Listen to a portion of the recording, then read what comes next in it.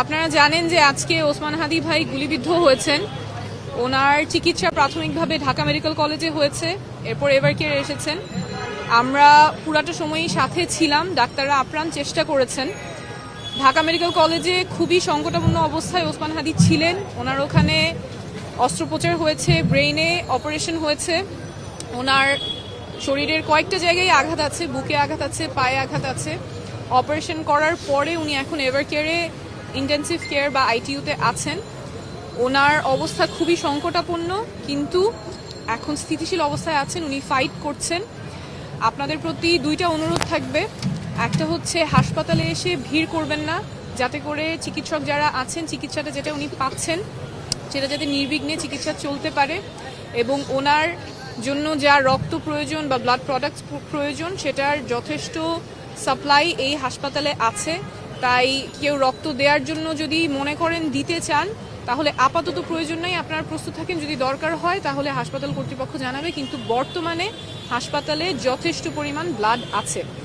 সকলের কাছে অনুরোধ থাকবে, সবাই দোয়া করবেন হাদি ভাই যাতে দ্রুত সুস্থ হয়ে আছেন। এখন আমাদের একটাই করণীয়, ওনার জন্য দোয়া করা।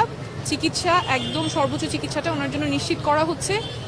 আপনাদের কাছে অনুরোধ থাকবে, সবাই ওনার দ্রুত সুস্থতার জন্য দোয়া করবেন। ওসমান হাদি ভাই আজকে যখন প্রায় দুপুর 2:15টার দিকে আক্রমণের শিকার হয়, তখন ঢাকা মেডিকেল কলেজে আমরা তাকে সবাই মিলে নিয়ে আসি, এবং এখানে তার অবস্থা খুবই সংকটাপন্ন ছিল, খুব ক্রিটিক্যাল সিচুয়েশনের মধ্যে। তার আমরা ওসেকে নিয়ে যাই। ওসেক থেকে সিটি স্ক্যান করার মাধ্যমে আমরা মনে করি যে তার অপারেশন লাগবে। নিউরোসার্জারি ডিপার্টমেন্ট হেড স্যার সহ পুরো টিম রেডি ছিল, সবসময় স্ট্যান্ড বাই, এবং তারা অপারেশন থিয়েটারে নিয়ে গিয়ে অপারেশন ব্যবস্থা করে। আমি সেই টিমের পার্ট ছিলাম, এবং তার অবস্থা খুবই ক্রিটিক্যাল ছিল। অপারেশনের চলা অবস্থায় তার যে হৃদযন্ত্রের যে ক্রিয়াটা সেটি স্বাভাবিক আসা শুরু করে, ফুসফুসের ক্রিয়াটা আমরা ফিরে পাই, এবং একইভাবে অপারেশন খুব সুন্দরভাবে শেষ করার পরে আমরা চিন্তা করেছি যে তাকে এভারকেয়ার হসপিটালে নিয়ে আসা হবে। এভারকেয়ার হসপিটালে তাকে শিফট করা হয়, এবং এখানে তার ফ্যামিলির ইচ্ছায় মূলত এভারকেয়ার হসপিটালে শিফট করা হয়।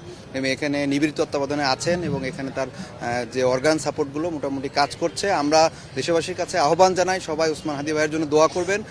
সেই স্টিল সার্ভাইভের জন্য চেষ্টা করছেন, এবং তার যে বডি ফিটনেস ইয়াং হিসেবে আমরা এক্সপেক্ট করি যে সে দ্রুত আমাদের মাঝে ফিরে আসবেন, এবং আমরা তার জন্য সবাই সুস্থতা কামনা করছি। জুলাইয়ের যারা সম্মুখ সারিতে ছিল তাদের কিন্তু রেগুলারই নানানভাবে মেসেজ দেওয়া হচ্ছে, ফোন করা হচ্ছে। আমি মনে করি এই যে ঘটনাটা আজকে ঘটলো, এটার দায় অনেক বেশি প্রশাসনের। তারা জানে, তারা এই মেসেজটা পর্যন্ত দিতে পারে যে আপনি আপনার প্রতি অ্যাটাক হতে পারে, তাহলে তারা সেটা ফিরানোর ক্ষমতা রাখে। এবং আলটিমেটলি কত ঘন্টা পার হয়ে গেছে, এখন পর্যন্ত গ্রেফতার হয় নাই কেউ। একটা লোক গুলি করে সে মোটরসাইকেল নিয়ে কোন রুটে যায়, বাংলাদেশের প্রত্যেকটা রুট, এটা যদি পুলিশ চায়, প্রশাসন চায়, ডিজিএফআই চায়, এটা কিন্তু খুবই সহজ। পলিটিক্যাল যারা লিডাররা থাকে, আমরা যারা থাকি, তাদেরকে নানানভাবে নানান জায়গা থেকে অ্যালার্ট করা হয়। তাহলে তারা যদি অ্যালার্ট করতে পারে, তাহলে তারা কেন ব্যবস্থা নিতে পারে না? কেন আজকে ওসমান হাদির মতো ফিগারের গায়ে হাত আসলো, তার দিকে শুট আসলো? এটার জবাব প্রশাসনের দিতে হবে, এবং এটা আমরা যারা জুলাইয়ের যারা আছি, এটার জবাব না নিয়ে আমরা থামবো না। 24 ঘন্টার মধ্যে যারা ওসমান হাদির বুকে গুলি চালিয়েছে তাদেরকে গ্রেফতার করতে হবে। আমরা কোনোভাবেই শুনতে চাই না যে ওসমান হাদিকে যে গুলি করেছে সে অন্য কোনোভাবে মারা গেছে।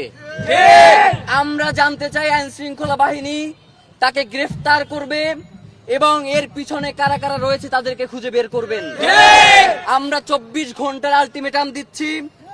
এখন 10:55 বাজে, আগামীকাল 10:55 পর্যন্ত এই সময়ের মধ্যে ওসমান হাদিকে যারা গুলি করেছে তাদেরকে যদি এই সরকার গ্রেফতার করতে ব্যর্থ হয়, তাহলে এই যে ইন্টারিম সরকারের সুন্দর সুন্দর কথা এইগুলো বলবার তাদের কোনো অধিকার নাই।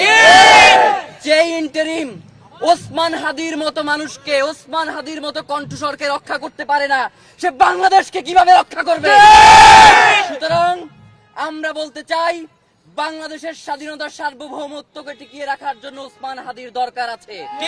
সুতরাং ওসমান হাদিকে সিঙ্গাপুর থেকে শুরু করে অন্য যত দেশ আছে যেগুলোতে উন্নত চিকিৎসা রয়েছে, সুতরাং কাল বিলম্ব না করে যদি মনে হয় যে এভারকেয়ারে তার পর্যাপ্ত চিকিৎসা ব্যবস্থা গ্রহণ করা সম্ভব হচ্ছে না।